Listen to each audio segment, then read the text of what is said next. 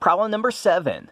Consider the parametric curve. C of t is equal to a of t, comma a of t cubed, where t is running from 0 to 2. We're assuming a is a positive constant. We're going to rotate this curve around the x-axis and get a surface. We want to find the surface area. So just a little picture here. This is some curve here. We're going to rotate this curve around. So this has some surface area. We're going to try to find that. And so for this, we need to have the surface area formula here.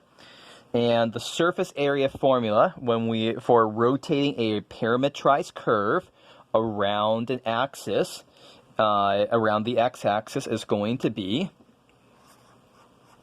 2 pi times the integral from t0 to t1 of y of t times the square root of x prime of t squared plus y prime of t squared dt.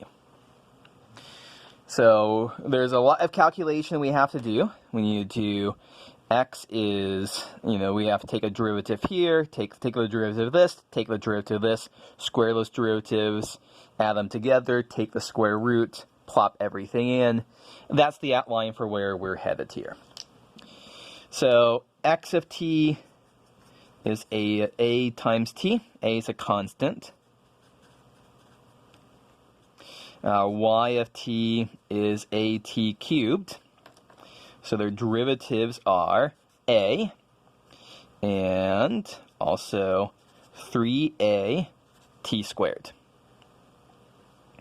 So what happens when we sum them together and square them, sum those squares and take the square root?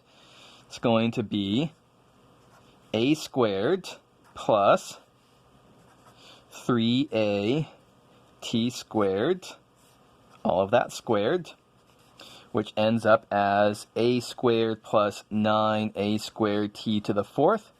This, of course, I should have written here. The thing I'm working with right now is the square root of x prime of t squared plus y prime of t squared. And so, what do we have? We can pull out the a squared outside. That will just become a times the square. We're assuming a is a positive constant here. So a times the square root of 1 plus 9t to the 4th. Okay, so now we're ready to plop things into our integral here. So we end up with 2 pi times the integral from t naught to t1, that's from 0 to 2, it's going to be y of t is a t cubed. And then the square root of all of this was a times the square root of 1 plus 9t to the 4th.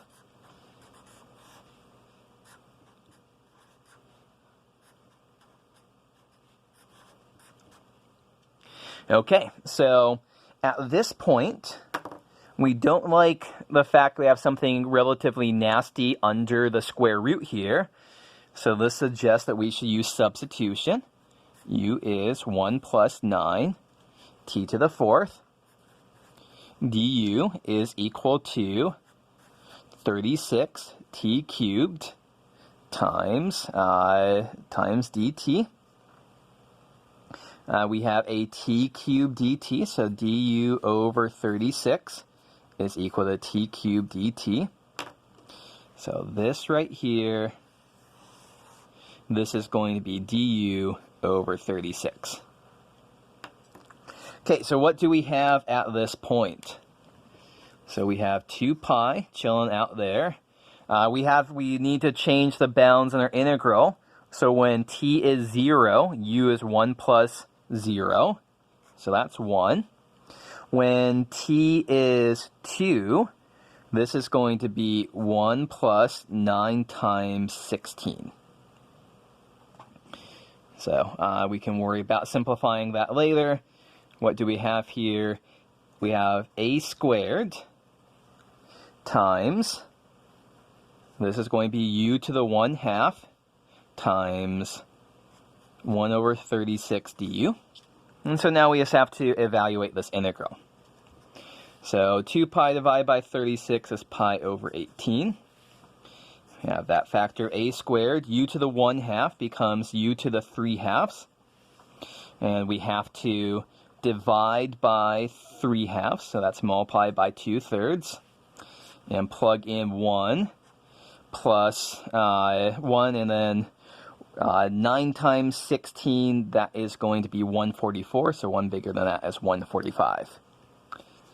So here comes a final answer of, this is going to be pi over 18 times a squared times 2/3 times 145 to the 3/2 minus 1 to the 3/2 is just 1.